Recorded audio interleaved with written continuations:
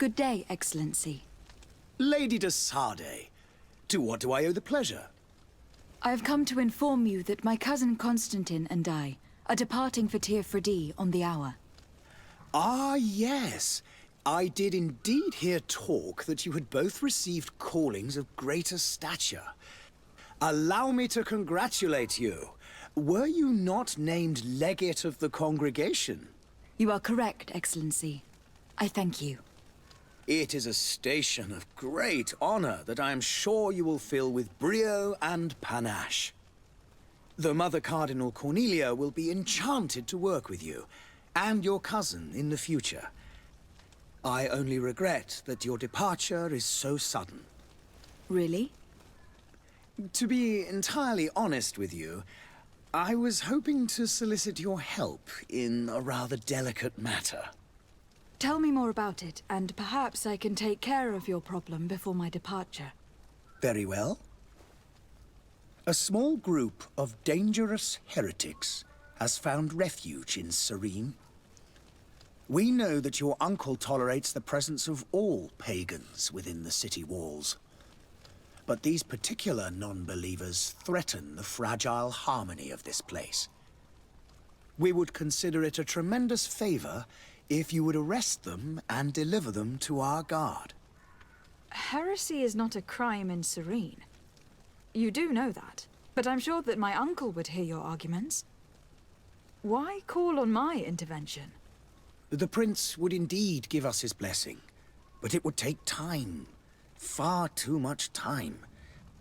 For according to our sources, these fugitives have already made contact with a smuggler to take them who knows where. I see. You were hoping that I'll be able to do something before they make it to an enemy city. If your heretics are planning on boarding a ship, then they must be in the dockyards. I'll look into this and see what I can do. Could you tell me anything about Thélème? It would be a pleasure. As you already know, our glorious nation is guided by our faith. We follow the teachings of Matthias, our founder and greatest prophet.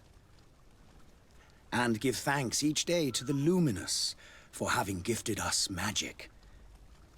The high dignitaries of Thélème are at the same time our spiritual guides, advocates, and grand mages.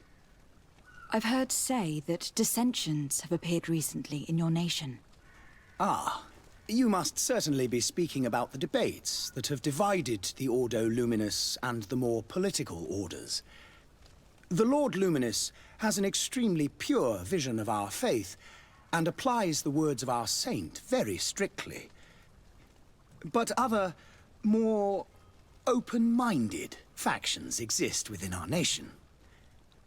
They believe that a less rigid dialectic would attract souls more readily to our faith. But their differences are purely theoretical and do not threaten the cohesion of our nation, I assure you. How is Thélème faring on Teer Fradee? We built a marvelous city, San Matthias, on the western coast of the island. Did you know that certain historians believe that it might well have been the final resting place of our prophet? Our missionaries there are a multitude. Not a day passes without new islanders joining our sacred faith. Of course, there are certain pockets of resistance. There is talk of a demonic cult, disgusting creatures. But I am confident that the Ordo Luminous will be able to put an end to these horrors.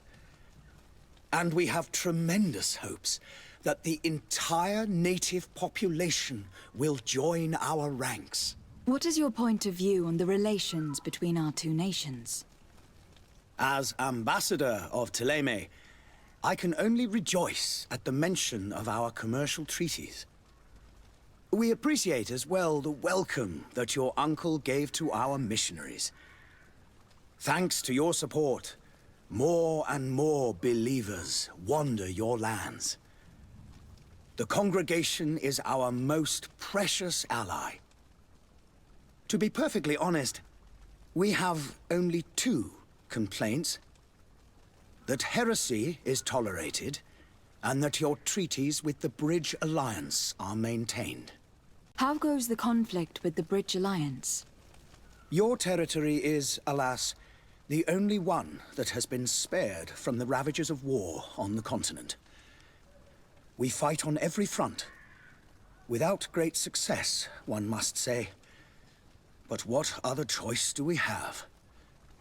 These so-called savants not only refuse the light, but are determined in their fight against it. And on Teer Fradee? To my knowledge, no one has yet seen any serious fighting.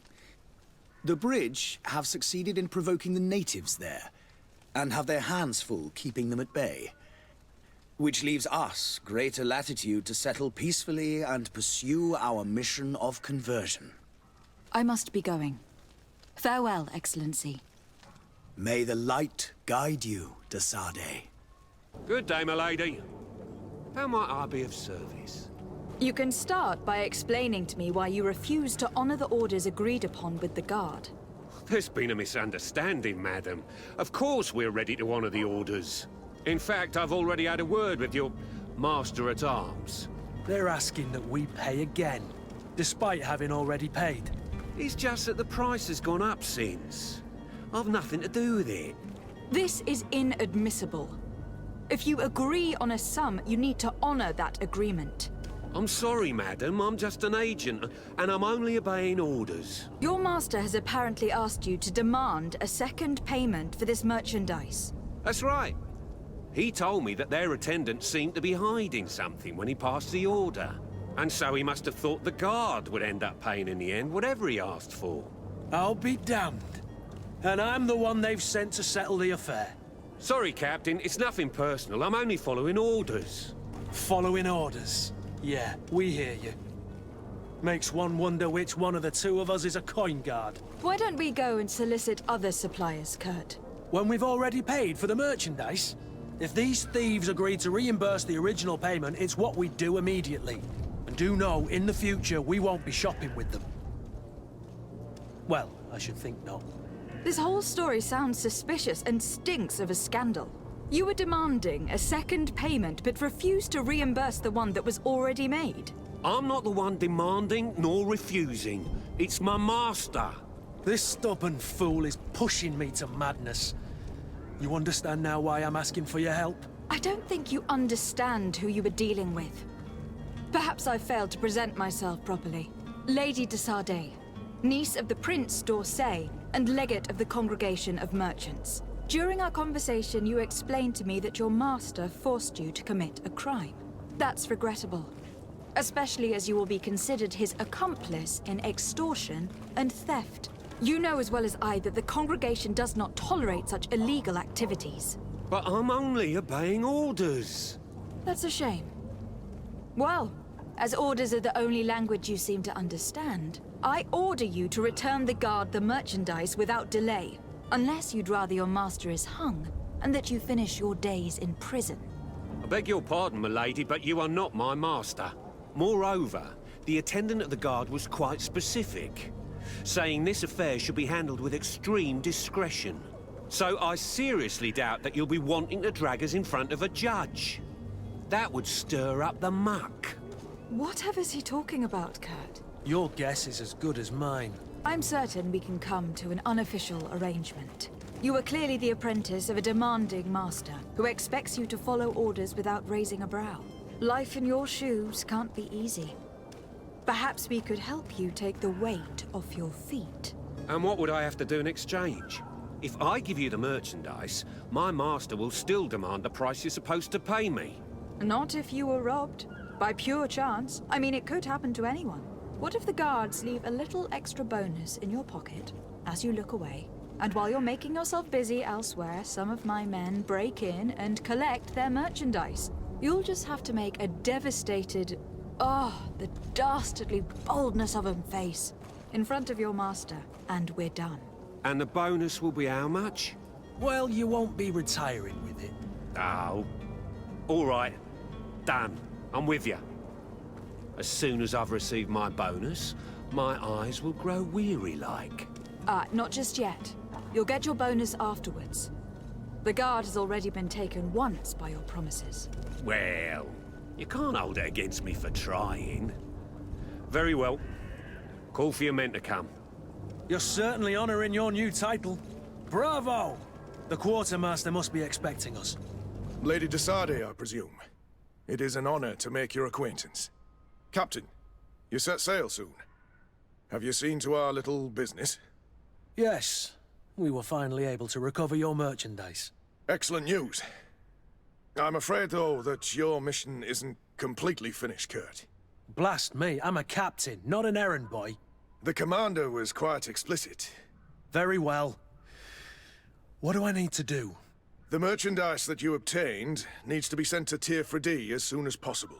But the Port Authority formalities for shipping take an eternity to wade through. And we've already lost quite a bit of time with this dishonest merchant. Are you blatantly asking us to smuggle this merchandise and contraband? I would never ask you to do such a thing, Your Excellency. Ah, but you don't mind asking that of Kurt? Well, now, if he finds an alternative solution that is less, illegal, that would be fine. The method matters not. But this cargo must reach the Isle on the next ship. Marvelous. Well then, I await your return with utmost impatience. I'm certain you shall do what's required. Lively there, lads and lasses! I promised the merchants and their prince we'd be off before the tide. You, man, carry that properly. That porcelain is worth more than your life. There are some children we'd been best to refuse. Captain Vasco. And you are? I'm De Sardet, the prince's niece. All is in order. We will soon be embarking on your boat. It's a ship, not a boat. Apologies. Apologies for my asking, but the young governor isn't with you. He didn't come home this morning. I need to find him before departure. I hope nothing's happened to him or he hasn't changed his mind. The tide does not wait. Perhaps he simply celebrated his imminent departure with a little too much enthusiasm. Is everything ready? We're short a crew member. The cabin boy is missing. But have no fear, we will leave without him if he does not present himself before the tide. Is he an important member of the crew? We don't need him for sailing or navigation. He's only a cabin boy. He must have simply had a bit too much to drink in celebrating his departure. Like another I know. I doubt that. Jonas was never one to fancy drink. And it's been 2 days since last he was seen. No, I fear something bad has happened to him. Might I ask you, if you hear anything, could you report it to me? I would like to set sail with a clear mind. When did you see your cabin boy for the last time? It's been 2 days since I've had any news at all. It wasn't out of the ordinary until this morning. My men have free shore leave when we're at dock. But the day of departure, every able-bodied sailor must be present on the ship. Does the boy know anyone in Serene? Other than fellow Nauts, you mean? I don't think so, but it's difficult to be sure. This Jonas, does he have any close friends amongst the crew? In tradition, we are all members of the same family. But yes, there would be Flavia and Lauro. Might I have a word with them? As you wish. You'll find them over there, in port. Have you seen anyone wandering about? Suspicious looking. Maybe clandestine passengers. Take a look around. There are far too many comings and goings to spot possible stowaways. As long as they don't try and get on my ship, I pay no attention to them. That said, we did catch ourselves a smuggler just a while ago. A smuggler? Maybe he could be of some use. Where could I find him? In the port jails, not far from the warehouses. Might I ask you, why the sudden interest in smugglers and the odd stowaway? A couple of heretics are planning on leaving Serene. The Ambassador of Thélème has entrusted me with the job of capturing them. Happy to see that you trust me enough to seek my counsel in the affair. Just so happens that I heard someone talking about the couple. The Cardinal's men are far from discreet. They're making quite some ruckus, asking to search our warehouses. We of course refused entry. Only the Nauts have access. I'm sorry, Your Excellency, but I'm certain your potential stowaways aren't far. But we won't allow you to make a search to grab them. Not officially, at least. What do you mean? That discretion and malice are often more useful than titles and words. I have a favor to ask before we leave. I'm Orleans. We would like to load some merchandise into your ship's hold. Impossible. You're too late for that. All merchandise must be registered at the Port Authority, and the formalities are long. So, unless you're asking me to turn smuggler and hide contraband on my vessel. I wouldn't go that far. We're only talking about a few crates, after all. Well then, they'll have to wait. The next ship for New Serene leaves in a month. Hellfire. If that shipment doesn't leave today, the commander will have my hide. Captain, I understand your position, but isn't there some way we can get these crates on board? I doubt it. Even if I wanted to help you, my quartermaster is a half-crazed bridge troll. He's gotten into his head that a gang of ruffians want to use my ship to pass contraband over to Teer Fradee. He's placed guards where our cargo is being held before being loaded. All that is not in the warehouse, and noted on the manifest, will be left on the docks. Sorry, but your crates are gonna have to wait until the next ship sets sail. Sorry, Kurt. At least we tried. The commander is gonna have my head. I'm sure that's what he wanted in giving me this impossible task. In that case, we're going to have to doctor the manifest ourselves. It must be at the Harbour Master's office. You haven't heard anything about my cousin, by chance, have you? To be honest, we were hoping to find him here. Did you say he was intending on celebrating his departure? My men spoke of a rather animated party that went down at the Coin Tavern, but I haven't heard anything else. That isn't the safest place in the city. I hope nothing has happened to him. What do you think of our port? Are you referring to this one? It is the biggest high seas port on the continent. Thanks to your prince, even though it remains part of your city, it holds a particular status for us Nauts. Certain zones are owned completely by us, and maritime law holds office. It's a good port. Were it not for the Malachor, it would be a pleasant place to dock. Could you tell me a little about your guild? We are masters of the oceans. Our ships can sail where no others dare. Thanks to your magic, so I've heard. How do you become a Naut? Our magic, yes, that only the Nauts master. As for your question, any child born on one of our ships is seaborn. He is a Naut from birth. Others are sea-gifted, joining the Nauts for different reasons, often from a young age. It's how the guild is made and maintains its numbers. Could you tell me anything about our destination? The island of Teer Fradee? It is a magnificent place. Wild. Spared from your wars and your mines, for now. The natives have a relationship with their land, and consider it sacred. They're a very friendly people, welcoming, that will appear to you strangely familiar. I've also heard that there are a great many exotic creatures, some enormous. But I wouldn't know what else to tell you. I've never strayed far from the ports. Thank you, Captain. Happy to be of some help. Be back soon, Captain. Good day. Someone told me that you were a friend of Jonas, the young cabin boy who was gone missing. That's right, yeah. Are you looking for him? Yes. Your captain asked me to go and find him. Happy to hear he's taken the disappearance seriously. What can I do for you? When did you last see him? 2 days ago, in the evening. We went to have a drink in the tavern. Jonas, Lauro, and myself. Did anything seem out of the ordinary? Was he troubled? Maybe a tad troubled. Like he was somewhere else. Why would that be? Give me your best guess. Boy, I haven't the faintest idea. What does Jonas do in his free time, when you're on land? He just hangs around here or there. You know the cabin boys don't have half a sailor's wages. And when evening comes, we usually go down the tavern with good old Lauro. Did he ever have one too many? Never. He sips his pint like it was bad medicine. One drink lasts him the whole night. Does he know anyone in Serene? No one, far as I know. Do you think he could have made himself any enemies? I wouldn't think that for a moment. Jonas has a good heart and he steers clear of trouble and troublemakers. I don't know where to start with this. Do you have any idea? No. Lauro won't stop telling anyone who will lend him an ear that the boy was carried off by thugs. And you don't believe him? I like Lauro, don't get me wrong, he's like a brother. But to be honest, He drinks a little more than he should. The itch for a drink gets us all, but to him more than others, and when you drink too much, the imagination wanders. Here, yesterday, it was me who tied one over, and I thought I heard Jonas's voice by the canal. I called back to him, as you'd guess, but then nothing. Drink. It blurs the senses. What do you think about Captain Vasco? He's a damn good navigator, and an excellent leader of men. He knows his craft well, in spite of being so young. How old is he? He's not seen his 25th year yet.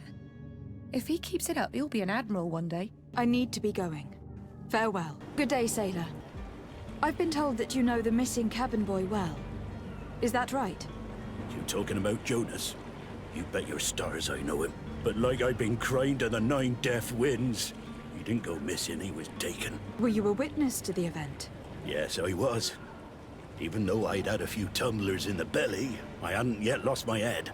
The other day, in the tavern, I saw him talking to a well-dressed man, surrounded by some other sly ruffians. And then when we left, him and I, Flavia left a little earlier, you understand. Well, those brutes were there, waiting for him. They just up and took him like that. Grabbed his arms and poof. Gone. Vanished. Why didn't you intervene? I tried to, believe me. But my legs betrayed me. Wavering they were. And I fell into the gutter. Did you report this to the captain? Unfortunately not. I know all too well what weight my words carry. Even Flavia treated me like a drunken fool. And the captain? No, not telling him that. I still have some pride left, you get me? Did Jonas seem troubled to you, the night he disappeared? Maybe. For sure he wasn't his usual self. Do you know what was on his mind? No. No idea. Why would anyone want to snatch a mere cabin boy? How would I know? Jonas is a gentle boy who keeps his head down. You think my story is nothing but mist too, don't you?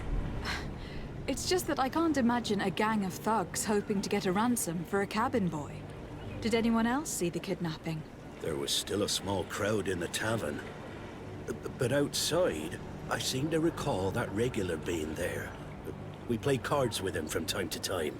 Kind of fellow who plays from morning to night time to be that skilled. But now and again he comes out. When nature calls, you know. I kind of remember his face being there. What do you think about Captain Vasco? He's a just man who knows his knots. He's well appreciated by the crew.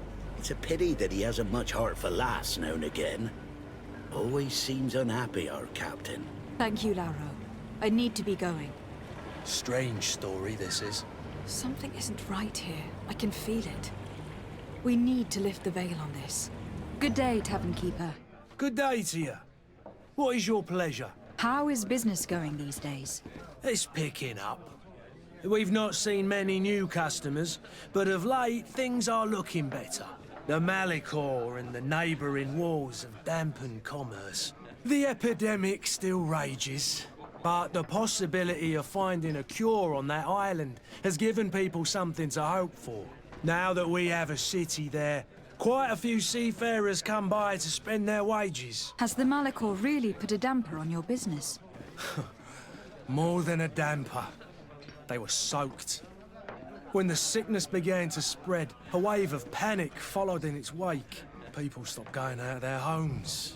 They were afraid. I was close to closing shop, I tell you. And then, thankfully, the alchemists of the bridge said that you couldn't just catch it like that. People are still distrustful, as is their nature, but they are leaving home again. It's a start. I also lost quite a few regular customers. Dead or too scared to venture back. Oh, but that's nothing new to you. The city would have sunk in the water if not for trade with the new isle. With all these sailors coming and going, you must have heard some stories about Teer Fradee. Right. Even stories that my heaviest drinkers would have trouble believing. They say that man-trees live there. Dragons and gigantic creatures. Treasure abounds under every rock. And the source of eternal life is hidden somewhere there. Last night, some Nauts even told me they brought back one of those giant beasts into the port.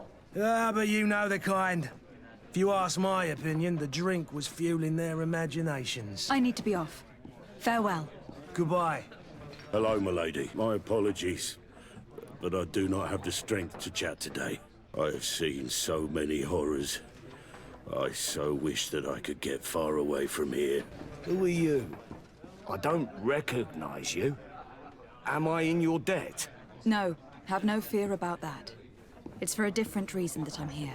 I'm looking for a Naut that disappeared 2 days ago, after visiting this establishment. A young cabin boy. 2 members of his crew accompanied him. Yes, that does ring a bell. I've played with the 3 of them. What can you tell me about the boy? How was he that night? He seemed rather nervous, as if he was worried about something. Didn't feel like playing, that I remember. And he must have been right to be nervous, if he's disappeared. Tell me what happened that evening. A rich merchant came in, with a band of strong arms. The kind of men you can round up for a few coins, if you catch my drift. They exchanged words with the cabin boy. The kid was defensive, not sitting pretty. And then they finally left. And after that? It just so happens that I did go out for a breather. I needed some fresh air. And I think I might well have seen those same men grab him. But that was none of my business. I wouldn't have thought that they were kidnapping him, if that's what it was. They weren't particularly rough with him. Who was the rich merchant, do you think? A jilted lover? A moneylender? No, my lady, you're in luck. It so happens that I know the man. It was Sir Fontaine, that merchant. Where can I find him? He has a house in the wealthy boroughs, just off the canal. A stone's throw from the Thélème embassy. Thank you. You've been immensely helpful. This man is completely owned by his love for the game. Do you think we can trust him? What would he gain from lying? I have no idea. But what would any wealthy merchant gain from holding a penniless child? Might I help you, my lady? I would like to have a word with Sir Fontaine. He is absent, but the lady of the house could certainly receive you. Enter, please. Oh, I know you. I've seen you at court. You are Lady De Sardet. And to what do I owe the honor of your visit, Excellency? I would like to have a word with your husband. He is not here, but perhaps I could be of help. It concerns a delicate matter. We are looking for a missing cabin boy. According to witnesses, he had an argument with your husband before being taken. I see. I am afraid that you have been misled. You seem to have come to the wrong conclusion. The cabin boy you speak of was not taken.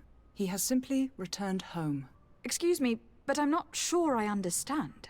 Don't you see, Your Excellency? We got our son back. I am very surprised. Several witnesses confirmed that your son had a fight with your husband, and that his men escorted him from the tavern using force. If he had joined your husband willingly... Witnesses? In a tavern?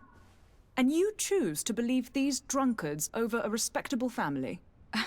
These witnesses are all in agreement, and it is their testimonies that have led me to your doorstep.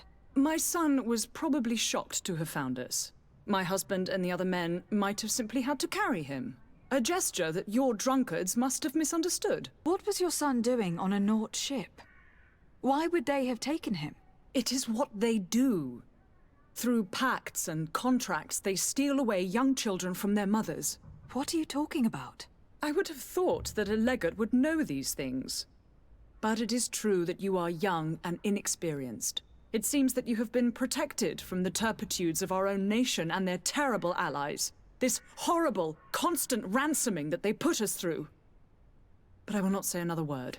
You will have no trouble verifying the details now that you know what to look for.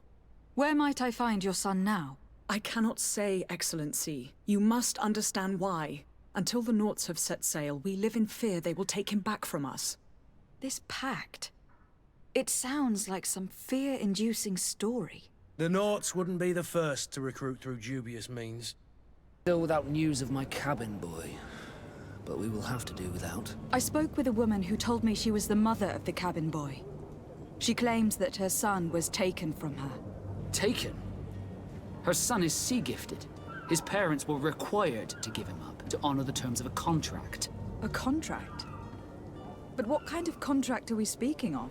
A commercial contract. In exchange for services rendered by the Nauts, some families cede more than gold.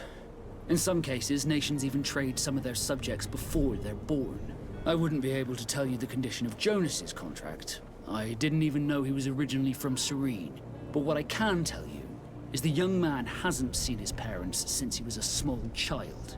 And ever since, he's been a Naut. Our ships are his home. And we are his only family. Be back soon, Captain. You see anyone else who might be able to help us? Anyone who's not a Nauts? Sir de Courcillon is a veritable well of scientific knowledge. He could tell us a little more. I've had a word with Lady Fontaine. You must know her. That rich family that lives near the docks. She told me a strange story about her son who was a cabin boy on our ship. She said that he was taken when he was a child, due to some contract with the Nauts. Who was a cabin boy? Do you mean he's no longer one? They took him back to bring him home. Well, that is very unpleasant news, De Sardet. We need to do all we can to bring the boy back to his ship.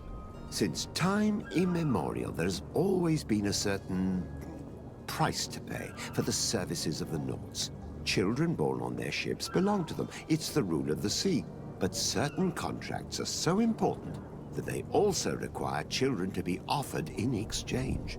From time to time, the congregation has passed such accord, and certain noble families had to give their children up. Are you telling me that the Fontaines lost their son in an agreement signed between my uncle and the Nauts? No. That pact ended a long time ago. This cabin boy couldn't have been a part of that contract. But Sir Fontaine has made a fortune trading with the Alliance, via ships. Do you mean he would have offered up his own son in exchange for wealth? Well, he probably did it before the birth of the child, and regretted it afterwards. But that is of little importance. What counts most is that you bring the boy back to the Nauts as quickly as possible. Breaking a contract with the seafarers has always cost us dearly. Our nation could feel it in its coffers. I will do my best. A father selling his own son for a few boat rides. For ugly, that is ugly. Lady Fontaine didn't seem to have any knowledge of that detail. That could be of use to us. Excuse me, madam, but I haven't quite finished my inquiries yet. If you would be so courteous, I would like you to leave. I have told you all that I have to say. Come on now, stop lying. Jonas was taken away by force, against his will, by armed men. That is not true. Completely false. Enough. With every word, you are a step closer to a prison cell. Prison? But what would be the charges? For kidnapping. Whether Jonas is your son or not, he's a Naut that you kidnapped and locked up.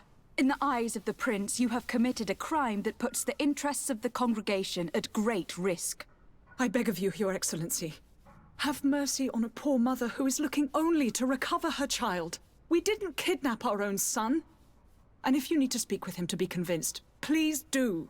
He's in our warehouse, near the Coin Guard Plaza, next to the canal. I am certain that once you have heard his account, you will see the tragedy in our predicament and help us. I regret having had to threaten that woman. You didn't have a choice. She was lying, and we need to find that boy. Here we are. Be careful. Fontaine won't be alone. He'll have his henchmen with him. Let's just try to remain discreet. Lady De Sardet, what are you doing here? I have come looking for your son. The Nauts are worried about his disappearance. Those Nauts took him from us, but now we've got him back, and he'll be staying with us. Would you be so kind as to hear what I have to say, Sir Fontaine? You've taken your son against his will and have locked him up like merchandise in a warehouse. Is that what you call being a good father? If I hadn't taken him back, he would have been hauled off on one of the cursed ships. If that's what he wants, then why would you want to stop him? For his mother. She misses him so. But in the end, you may be right. My boy has changed. He hasn't spoken a word to me since we've been in this precarious predicament. Very well. Take the key and take him away. Cursed be the day I delivered my son unto the Nauts. All children leave the nest one day or another, sir. Farewell. Who are you? My name is De Sardet. I'm legate of the congregation. Your captain has sent me to find you. And were you able to convince my father to allow me to go free? Yes. Even if I had to bend his arm a little. That doesn't surprise me. He seemed to have no intention of changing his mind. I feel more sorry for my mother. She seems so sweet and happy to see me. You don't seem to be all that close to your parents. I hadn't seen them since I was 5 years old. I barely remember them. They find me, capture me, and lock me up in this warehouse. Hard to grow close after all that. My family is the Nauts. I am sorry for my parents, but that is the way of it now. Can I go home? Yes. You should still go and say farewell to your mother. Then find your way to your ship. I will see you there. My cabin boy, Jonas, is back on ship. I have you to thank, I imagine. You do. It's a rather sad affair, and though solved, leaves a broken family behind. All we can do is plot a course. No one tells the wind what to do. I do thank you. I didn't think you'd go to so much trouble for a cabin boy. Your actions bring you honor. Be back soon, Captain.